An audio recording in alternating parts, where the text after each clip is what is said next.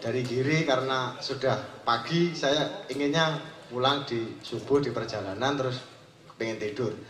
Tapi saya semacam trauma melihat setiap lihat masjid itu terus ada pagar, ada pintunya, ada gerbang, itu saya kayak trauma, kok aku turun nanti kancingi rek. Akhirnya wes masjid berikutnya dari Giri sampai Mojosari itu akhirnya tidur di rumah juga. Nah itu saya kemudian kepingin sebenarnya nanya kepada Pak Polisi, seandainya ada Mayan itu kan Pak, hukumnya ada nggak hukumnya nyolong kotak amal masjid? Karena semua kan tahu kalau masjid itu adalah rumah Allah. Padahal kalau seandainya Allah nggak menuntut kan.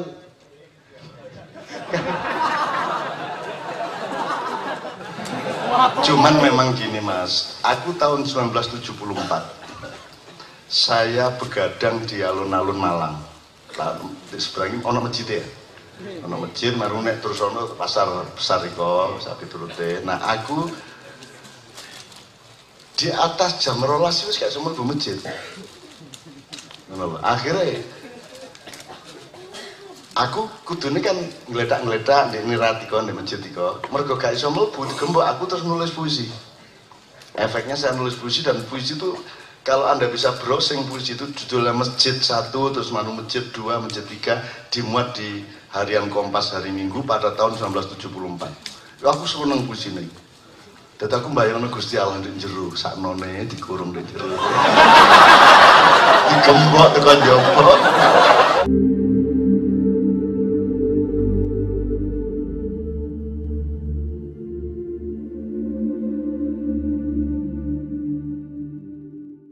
Monggo, nama dan asal dari mana? Nama saya Amin dari Mojosari. Mas Hamid. Amin. Ini apa ya, berhubungan dengan proses perjalanan saya dengan termasuk sudah sering ikut Makyan.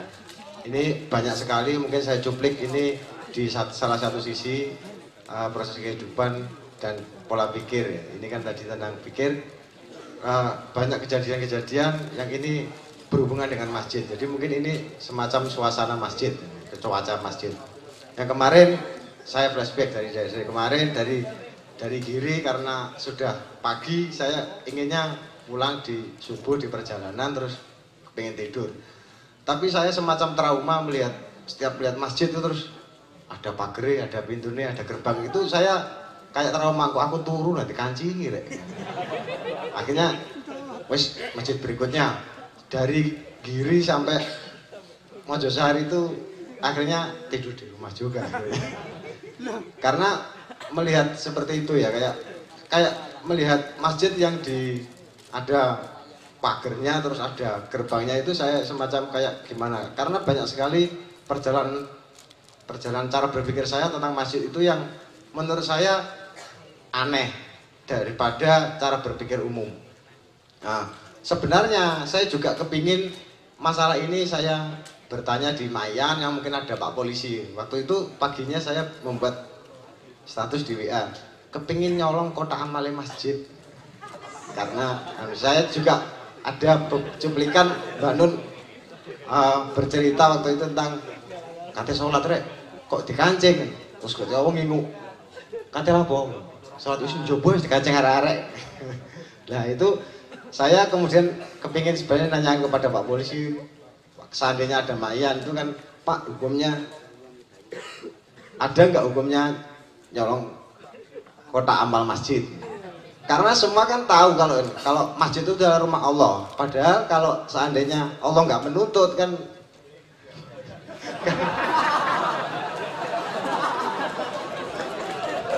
Ya itu memang cara berpikir saya gimana ya seperti itu ya, senang guyon dengan pikiran saya sendiri.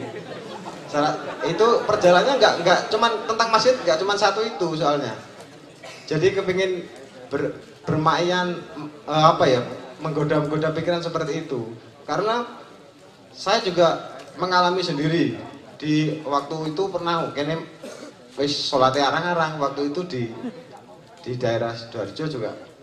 Kepingin isak rek, wis arang-arang sholat ya, kepingin isak, ternyata waktu di masjid itu sudah mau digembok. masjidnya, pintunya. Akhirnya, Pak, mau digembok Pak. Iya deh, sama kata lapo. Badhe isya Pak. Ya wes tak buka mana. Akhirnya dibuka. Saya sholat ya, saya ditunggu di sebelahnya ya. Sungkan saya gopo kafe sholat karena ditunggu gopo kafe akhirnya saya ya apa ya gak enak belas waktu di situ kayak gimana ya ke masjid semacam sangat diamankan sekali. Terus pernah melihat berita di TV tentang hilangnya kotak amal di masjid. Itu seolah-olah apa ya merupakan kerugian yang besar. Tapi kok saya berpikirnya gak ngono. Kok duitnya kok mbok hitung men ora melok duwe duit kok. Hilang ya wis. Mestinya kan kalau saya mengoreksi ada apa fenomena apa kok uang sampai nyolong kotak amal ini loh, kok sampai wani-wani ini. Kasarannya kalau bahasa kewalet itu sudah hampir nggak ada. Itu di pikiran saya. Waktu dulu juga pernah tentang masjid digembok. Waktu itu kan mengantarkan jamaah haji, masjid digembok karena takut para pengiring haji itu kencing di masjid. Lapo Pak kok dikunci? Wah kok tambah akeh sing nguyuh malahan. Ini di daerah sana di Tuban waktu itu. Jadi gimana ya? Itu cara berpikir saya, iki piye yo masjid kok ngene. Terus fenomena di anu kan sering dilarang tidur dan sebagainya. Kalau menurut saya kan seperti itu kayak malah nggak menghidupkan masjid gitu. Jadi sampai saya terpikir seperti itu, pengen nanyakan kepada Pak Polisi ya sebenarnya secara apa ya, secara batin sendiri ya, saya kayak ngenes lah istilah melihat kondisi masjid yang seperti itu. Cuman sekarang yang ditimbulkan di masjid kok semacam fisik-fisik seperti itu, masjid digembok, di anu ya, saya tidak menyalahkan, cuman nggak pewenak rasanya sih. Nah, saya mohon mungkin respon cara berpikir saya itu seperti apa sih? Oke. Terima kasih. Assalamualaikum warahmatullahi wabarakatuh. Terima kasih Mas Amin. Pak, dari Mas Amin terkait dengan fenomena masjid yang sekarang dipageri, dikunci, kemudian kotak amalnya digembok. Bagaimana menyikapi fenomena itu, bahkan sampai sholat pun harus ditunggoni sama salah satu takmir. Ya gak ya ditunggoni, gue mang jane ya lel kate lapor nek nek ngono ya mesti wong dhek wis kate nutup lawang terus kon teko terus kon mlebu ya mesti edek lungguh nek ngono gak berarti nunggoni kon yo gak. Cuman memang gini Mas, aku tahun 1974 saya begadang di alun-alun Malang. Di seberang ono masjid ya. Ono masjid marung nek terus ono pasar besar iko sak piturute. Nah, aku di atas jam 12 wis gak semua mlebu masjid. Ngono lho. Akhirnya aku kudune kan ngledak-ngledak nek nirati kon nek masjid iko. Mergo gak iso mlebu digembok aku terus nulis puisi. Efeknya saya nulis puisi dan puisi itu kalau Anda bisa browsing puisi itu judulnya Masjid 1, terus Manu Masjid 2, Masjid 3 dimuat di Harian Kompas hari Minggu pada tahun 1974. Aku seneng puisi ini. Dan aku bayangin Gusti Allah di jero, saknone dikurung di jero. Digembok tekan jopo. Saknone Gusti Allah dikurungi lah. Walah.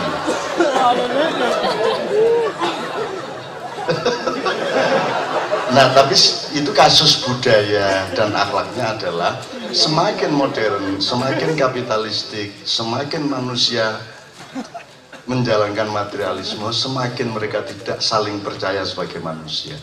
Apa sebabnya digembok? Mergo wonge gak dipercaya.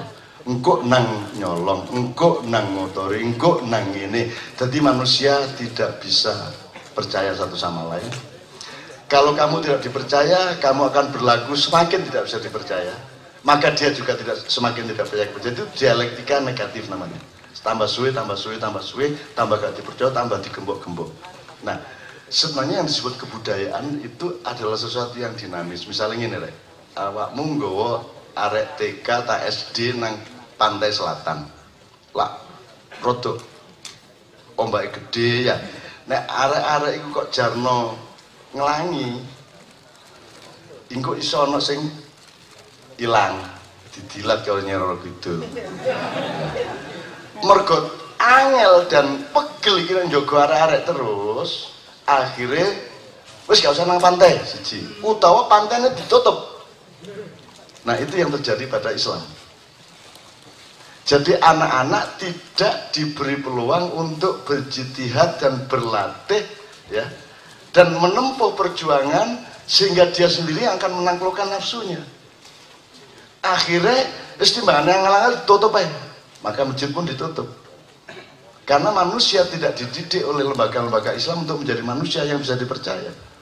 Akhirnya semua institusi Islam adalah institusi yang tidak percaya kepada umatnya sendiri. Gitu loh. Turu masjid gak oleh lah, terus siapa?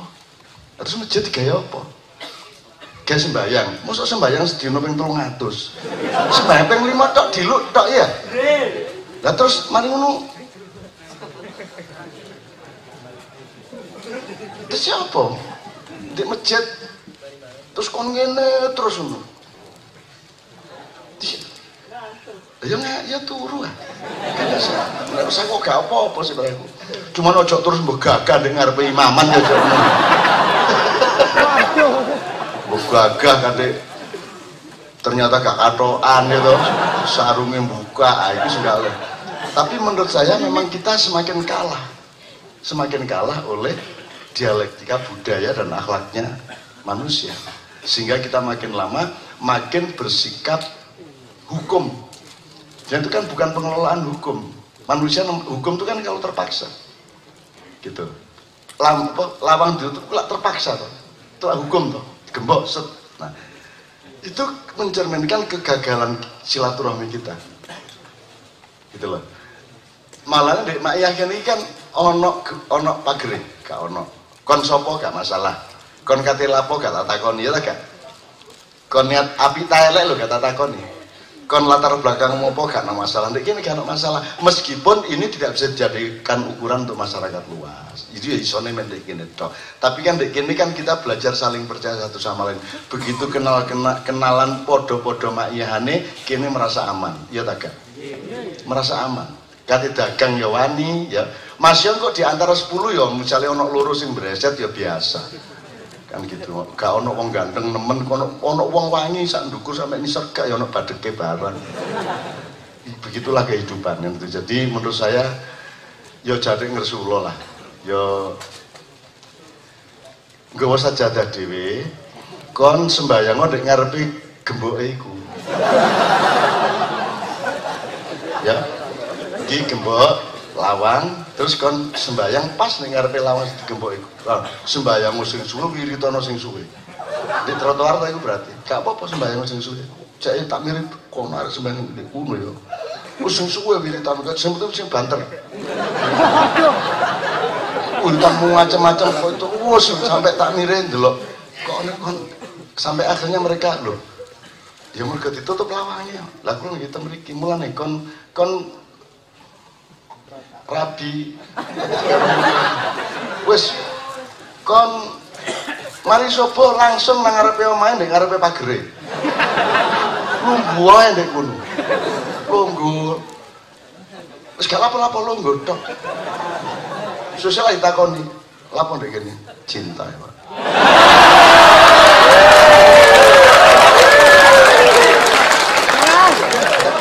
tawone gendeng kan ya Pak. Nanti kita jawab ya, tapi intinya ojo ngersulo apa sing kok depi, tapi kon kudu memaknai dan menyikapi. Nah, memaknai menyikapi itu kan bisa kalau kamu orangnya gembira dan punya ruang dengan konsep ruang, kamu akan punya ide sangat banyak, termasuk ya sembahyang nek arep gemboke kok repot. Gitu loh. Tayo apa lah kon lah akan punya ide macam-macam gitu loh. Ya ngono ya.